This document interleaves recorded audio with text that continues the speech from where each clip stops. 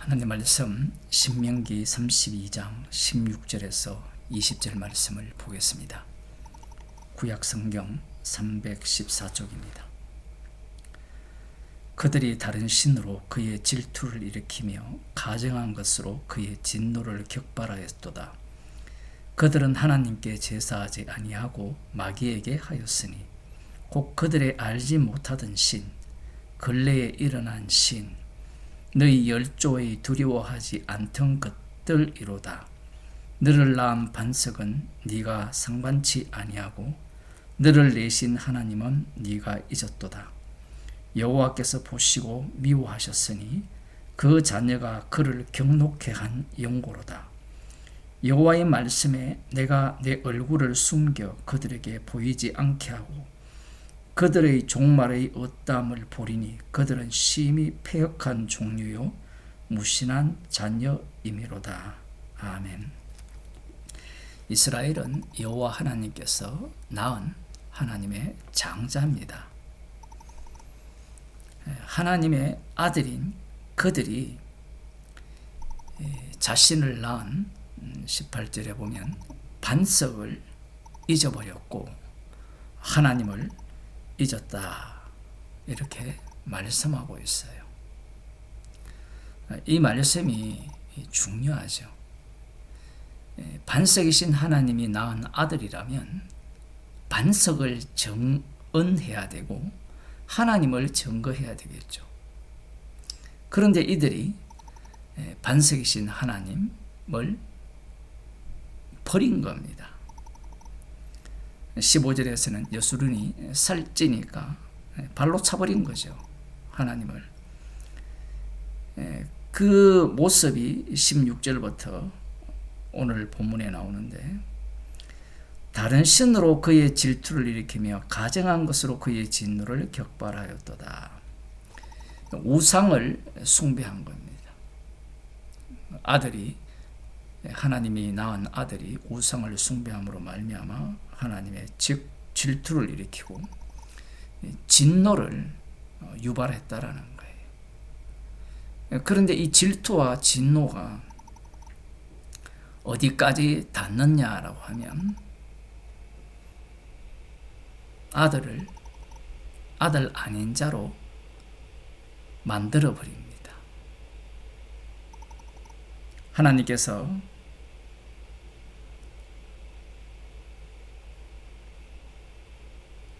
19절에 보면 여호와께서 보시고 미워하셨으니 그 자녀가 그를 경록케 한 영고로다. 미워한다, 아들을 미워할 수 있다, 이렇게 생각할지 모르지만 20절에 보면 여호와의 얼굴을 숨긴다, 이렇게 말씀합니다. 호세아 1장 9절에 보면 내 백성 아니라, 이렇게 말씀하고 있죠. 호세아 선지자가 다말을 통하여서, 고멜을 통하여서 낳은 그 아들의 이름을 로암이라고 하죠. 내 백성이 아니라, 내 백성이 아니라고 하시는 거예요. 그 이유가 방금 말씀드린 바와 같이 우상을 섬기는데, 지금 아직 이들이 약속의 땅에 들어가지도 않았어요. 들어가지도 않았는데 약속의 땅에 들어가서 이들이 하나님을 버리고 자신을 낳으신 반석을 버리고 우상을 섬기는데, 그 우상들을 보면 16절에 보면 17절이죠. 그들은 하나님께 제사하지 아니하고 마귀에게 하였으니, 마땅히 희생물을 드려야 될 대상은 하나님입니다. 그런데 누구에게 희생물을 드리느냐 하면 마귀에게 드린다라는 거예요. 마귀는 우리들이 잘 아시다시피 사랑과 하나입니다. 이 마귀의 다른 모습을 그들이 알지 못하던 신, 근래에 일어난 새 신, 너희 열조에 두려워하지 않던 것들. 그러니까 약속의 땅에 들어가서 신을 섬기는데, 우상을 섬기는데 이 최신의 신을 찾는다라는 거예요. 그러면서 그 최신의 신보다 조금 전에 있었던 신을 찾게 되고, 그리고 자신의 열조들이, 그 열조들이 약속의 땅에 지금 들어가잖아요. 그 가나안 땅에 있는 그 신들을 진멸하는 그 전쟁을 하면서 열조들이 두려워하지 않았던 신들, 그들을 섬기고 그들에게 예배한다라는 겁니다. 약속의 땅에까지 넣어주셨다면 여호와를 버리고 자신을 낳아준 하나님을 버리고 우상을 섬길 필요가 있느냐, 이렇게 생각할 수 있겠지만, 앞서 15절에도 나왔듯이 배가 부르니까 더 필요한 게 있어요. 인간이라는 게 본래 그렇잖아요. 생존이 어려우면 생존만 해결해주면 좋겠다. 배만 불렀으면 좋겠다. 하루에 3끼는 못 먹어도 2끼만 먹어도 좋겠다. 이런 마음이 생기지만, 배가 부르면 욕망이 꿈틀꿈틀 살아 움직이고, 또 타인이 갖고 있는 것들을 또 갖고 싶어 하고, 인간 내면 속에는 악마가 그 자리를 잡고 있기 때문에 하나님과 같이 되고자 하는 그러한 탐심들이 올라오게 됩니다. 그러니 이 약속의 땅에 들어갔을 때는 많은 신들이 필요한 거예요. 광야에서는 물이 없으면 물을 제공해 주는 신이지만, 약속의 땅에서는 필요한 것들이 한두 가지가 아니죠. 다산의 신도 필요할 거고, 농사를 지어야 되니까 비를 내려주는 신도 필요할 거고, 천둥을 쳐주는 신도 필요할 거고, 나무의 신도 필요할 거고, 돌의 신도 필요할 거고, 별별 신이 다 필요한 거예요. 그래서 그러한 신들을 찾는 겁니다. 이게 이스라엘의 본 모습이에요. 하나님의 아들로 만들었는데 하나님의 아들이라는 이스라엘이 하나님을 버리고 우상을 섬기는 겁니다. 이것을 보게 되면 앞서서 하나님께서 그들의 눈을 뜨게 하지 않았다 라고 말씀을 하시고, 말씀을 깨닫는 마음을 주시지 않았다라고 하신 것을 생각해 보면, 지금도 이렇게 말씀을 하고 계심에도 불구하고 이스라엘은 우상 숭배자로 드러나는 겁니다. 에스겔 8장을 보게 되면 에스겔 선지자를 통하여서 이스라엘 자손들이 어떠한 우상을 섬겼는지를 말씀하고 있는데,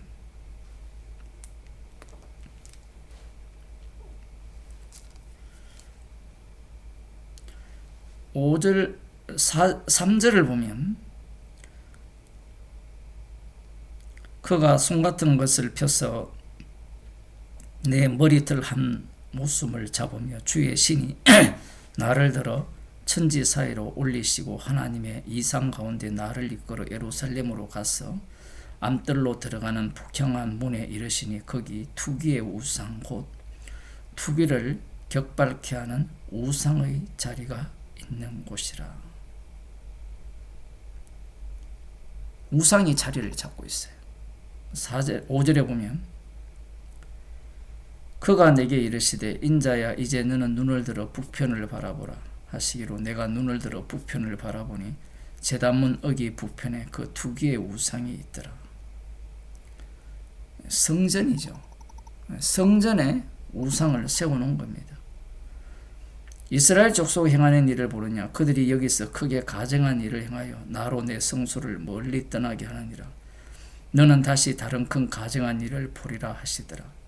그가 나를 이끌고 뜰문에 이르시기로 내가 본 적 담에 구멍이 있더라. 그가 내게 이르시되 인자야 너는 이 담을 헐라 하시기로 내가 그 담을 허니 한 문이 있더라. 또 내게 이르시되 들어가서 그들이 거기서 행하는 가증하고 악한 일을 보라 하시기로 내가 들어가 보니 각양 곤충과 가증한 짐승과 이스라엘 족속의 모든 우상을 그 사면벽에 그렸고 성전 자체를 우상으로 가득 채워버린 겁니다. 왜 우상을 섬기고 여호와 하나님을 버리느냐? 이 우상은 앞서 말씀드린 바와 같이 사람하고 하나예요. 예수님께서도 베드로에게 사단아 물러가라, 너는 하나님의 일을 생각지 않고 사람의 일을 생각한다라고 말씀을 하셨잖아요. 우상은 쉬워요. 무엇이 쉬우냐면 율법은 복잡하잖아요. 우리가 지금 신명기를 보고 있는데 율법대로 다 살아야만 축복이 내립니다. 그런데 우상은 어떠하냐면 우상은 반짝 애를 쓰는데요. 반짝. 예를 들면 제삿날 잘 지키면 돼요. 하루도 아니고 뭐 며칠 준비한다라고 볼 수도 있지만 그 시간만 제사 잘 지내면 돼요. 우상들은 그러하거든요. 정성만 드리면 되고 그 순간. 그러나 여호와 하나님은 항상 율법이 떠나지가 않습니다. 얼마나 귀찮아요. 그리고 어찌되었든 이미 배가 부르니까 더 필요한 것을 손쉽게 얻을 수 있는 그 방식은 우상숭배라고 생각하는 겁니다. 우리가 생각하면 우상숭배에서 어떻게 축복을 받느냐 이런 생각을 할지 모르지만 여러분 율법을 보세요. 율법을 지켜서 복을 받을 길이 보입니까? 안 보이죠. 그리고 주변을 보게 되면 예수 안 믿고 절에 다녀서 부자 되는 사람이 더 많잖아요. 약속의 땅이 그러한 겁니다. 들어가 보니까 주변 나라를 보니까 우상이야말로 내가 바라는 것들을 채워줄 수 있는 신이라고 확신을 한 겁니다. 하나님께서는 이러한 이스라엘을 버려버립니다. 이것이 굉장히 중요해요. 하나님이 낳은 아들이기 때문에 질투를 하셨기 때문에 질투를 하셨더라도 그들을 매를 되어서 돌아오게 하신다. 물론 그러한 내용들이 있죠. 포로에서 돌아오게 하신다는 이런 내용이 있지만 궁극적으로는 앞서 호세아 1장을 말씀드린 바와 같이 내 백성 아닌 자로 선언해버립니다. 이러한 말씀을 통하여서 보여주고자 하는 것은 하나님의 이름이 드러나기 위한 이스라엘인 거예요. 결론적으로 말씀드리면 죄의 깊이가 드러나는 이스라엘이라는 겁니다. 하나님의 이름은 십자가에서 드러나거든요. 십자가를 증거하기 위한 이스라엘이에요. 그 이스라엘을 위한 율법은 처음부터 없었다라는 겁니다. 약속의 땅도 마찬가지죠. 로마서 1장을 보게 되면 이 우상 숭배에 대해서 이렇게 말씀하고 있습니다.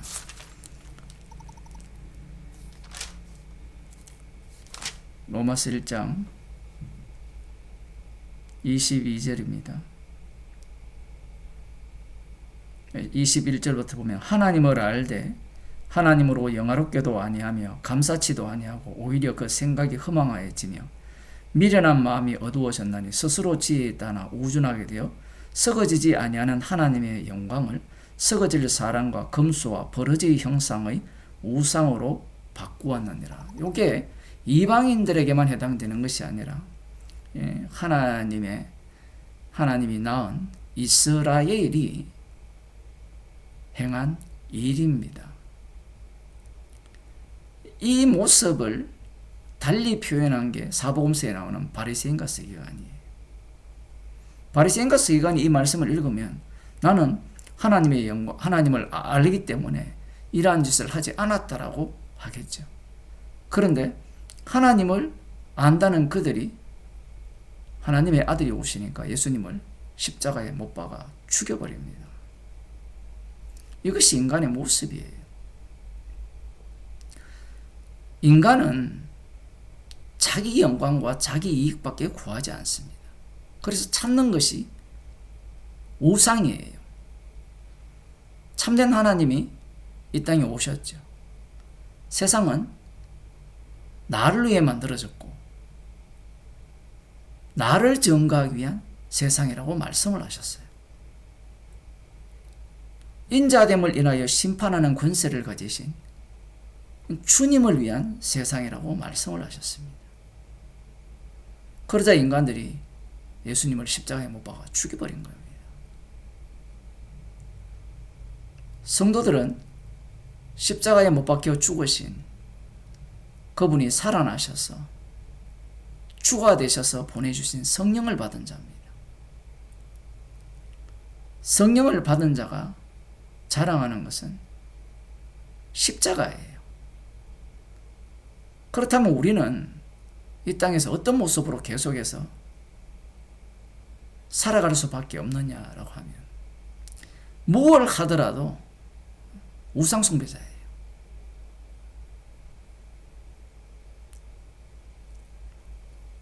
성도는 살아도 주를 위하여 죽어도 주를 위하여 사는 자거든요.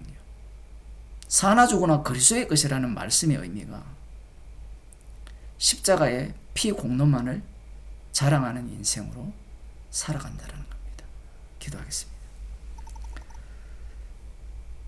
하나님 아버지, 십자가에서 다 이루신 주님을 증거하기 위해서 우리를 새로운 피조물로 만드셨습니다. 사나 죽으나 그리스도의 것으로서 십자가의 피 공로만을 자랑하는 주의 백성으로 살게 하옵소서. 예수님 이름으로 기도드리옵나이다.